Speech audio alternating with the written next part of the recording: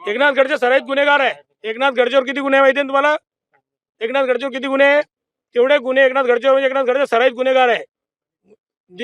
दोन गणेश 134 करोड रुपये चोरलंय. हा, अशा पद्धतीमध्ये अनेक गोष्टी केलेल्या आहे.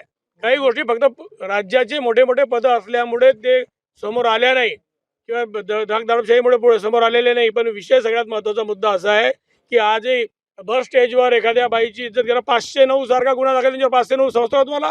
आता नाही, TNS कायदा नाही.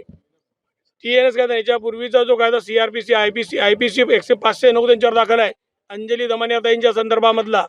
म्हणजे तो किती मोठा गुन्हेगार आहे? काय गुन्हेगार सांगतो लोकांना? चंद्रकांत पाटलांनी रक्षाताईवर टीका केली की रक्षाताईपासून गुंडागर्दी सुरू केली आणि एकनाथ खडसे सराईत गुन्हेगार आहे.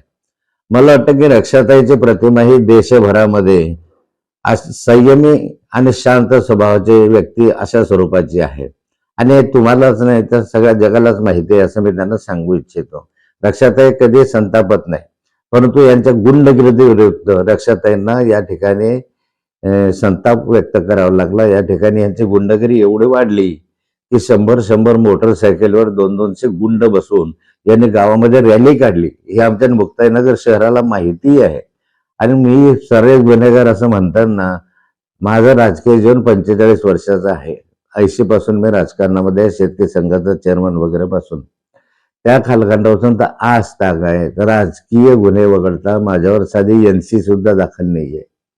बरं, राजकीय सराईत गुन्हेगार कोणाला म्हणतात तर चंद्रकांत पाटलांना म्हणतात. त्यांच्यावर 307चे गुन्हे दाखल होते. राजकीय गुन्हे सोडून द्या, पण 307चा गुन्हा दाखल होता. नंतर त्यांना तडीपारीची नोटीस तयार होती. ह्यांना म्हणतात सराईत गुन्हेगार.